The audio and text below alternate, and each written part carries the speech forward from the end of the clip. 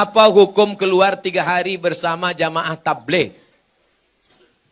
Keluar 3 hari jamaah tabligh, apa hukumnya? Di India, jamaah tabligh itu dari India. Namanya Maulana Ilyas dan Maulana Zakaria Kandahlawi. Di India nggak bisa tabligh akbar begini. Di India nggak bisa tabligh akbar begini. Kalau tabligh akbar begini, datang Amitabh Bachchan, Sanjay Dutt, Hema Malini, Rani Mukherjee. Hafal juga Pak Ustaz. Nggak bisa. Maka ijtihad Maulana Ilyas Zakaria Kandahlawi, mereka datang dari rumah ke rumah. Dakwahnya dari pintu ke pintu, door to door. Assalamualaikum. Waalaikumsalam. Kya hal hai? Tike kuch kota hai. Kya hal hai artinya apa kabar? Tike artinya kabar baik. Kuch kota hai judul film. Saya pun nggak tahu apa itu. Acha. Saya paling bingung ngomong sama orang India. Antara iya dengan tidak goyang kepalanya sama. Saya tanya, kayak HDK, saya tinggal di hotel kamar berapa? Aja kata. Lantai 3 apa 4? Aja kata. Maka ini datang dari India, mereka ulama-ulama ahli hadis. Siapa yang kaya, punya duit banyak, kerja tidak mengikat, 3 hari datang ngajak ke pintu. Assalamualaikum, waalaikumsalam. Ayo ke masjid ya. Ayo datang pengajian ya. Mereka inilah yang berdakwah di jalan Allah. Abdul Somad ceramah ke Bontang. Kenapa? Karena diundang Pemko. Abdul Somad ceramah ke Bontang. Kenapa? Karena diundang Bada LNG atau LNG Bada.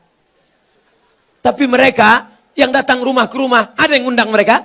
Tidak ada. Ada proposal untuk mereka? Tidak ada. Mereka datang lillahi ta'ala. Ini jamaah tabligh aliran sesat Pak Ustaz. Kenapa sesat? Karena mereka berjenggot. Nabi Muhammad berjenggot. Karena mereka bersorban. Nabi Muhammad bersorban. Karena mereka pakai jubah. Nabi Muhammad pakai jubah. Kenapa Ustaz nggak pakai jubah?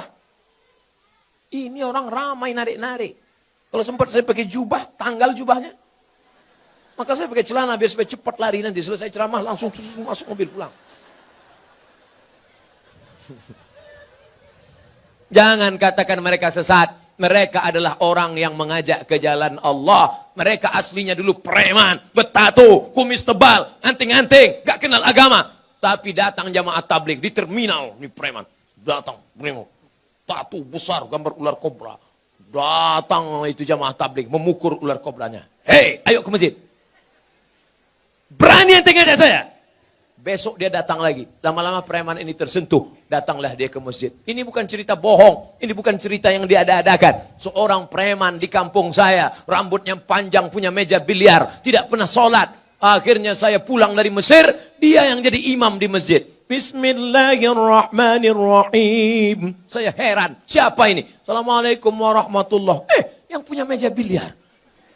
Saya tanya, abang gimana ceritanya tobat? Ustadz nggak pernah menceramahi aku. Aku nggak pernah datang ke masjid. Aku nggak pernah dengar khutbah. Aku nggak pernah nengok tabligh akbar. Tapi ada orang yang datang ke meja biliarku mengajakku. Siapa itu? Inilah dia jamaah tabligh. Berapa banyak orang dapat hidayah karena mereka. Kalau engkau belum sanggup seperti mereka, jangan ejek olok-olok mereka.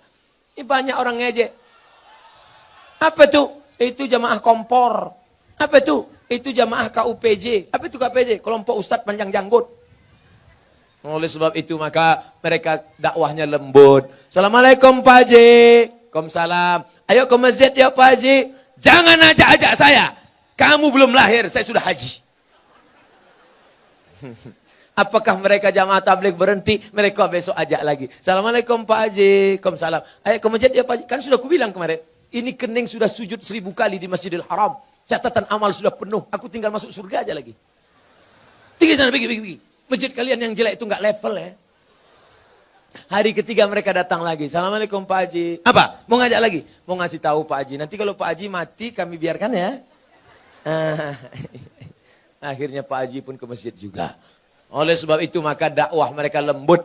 Apa pernah jamaah tabligh marah-marah mengkafirkan? Enggak. Mereka datang ngasih siwak, minyak wangi, ngasih sorban, ngasih parfum. Ayo ke masjid Pak Ustaz. Kalau nggak setuju mereka nggak marah. Apa pernah jamaah tabligh marah sama saya karena saya nggak berjenggot? Enggak. Apa pernah mereka mengatakan, yang nggak berjenggot masuk neraka? Jangan kelahi gara-gara jenggot. Jamaah tabligh berjenggot DJ. Aku ngeliat ente berjenggot kayak kambing. Yang berjenggot juga marah. Aku kambing, kau nggak berjenggot anjing. Akhirnya berantem anjing sama kambing. Yang senang siapa? Musang berbulu ayam. Mereka nanya, kenapa mereka kelahi? Gara-gara jenggot. Di masjid lagi. Iya, untung kita nggak ke masjid. Rusak persatuan. Itu tidak terjadi di Bontang. Kenapa? Karena Bontang tertib agamis. Mandiri, aman, nyaman. Kalau terjadi, mungkin di dekat-dekat perbatasan luar Bontang. Apa yang harus saya lakukan ketika ibu saya selingkuh sudah 3 kali kedapatan?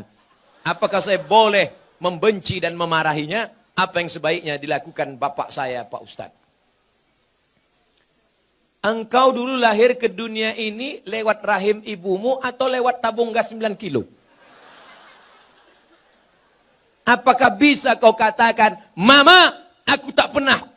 Tidak pernah, kita pernah lalu di perutnya, lalu di rahimnya, dan dia meregang nyawa. Itu tidak bisa kau pungkiri. Oleh sebab itu, bahwa dia bersalah, ya, tapi kesalahan dia tidak membenarkan kedurhakaan engkau. Maka caranya bagaimana? Suruh bapakmu menasehatinya. Bapakmu pun kok bisa dia buat selingkuh 3 kali? Kemana bapakmu selama ini? Laki-laki itu kan tahu dia. Periksa HP-nya. Tiba-tiba di HP ketawa-ketawa. Kau ngapain siapa? Sama siapa? Sama mantan, Bang. Reuni-reuni dia pergi. Tanya dia. Ibu-ibu kalau reuni bapaknya ikut. Nanti pergi sendirian. Ditanya, mana gambar suamimu? Ini. Gantengan aku ya? Iya, Bang.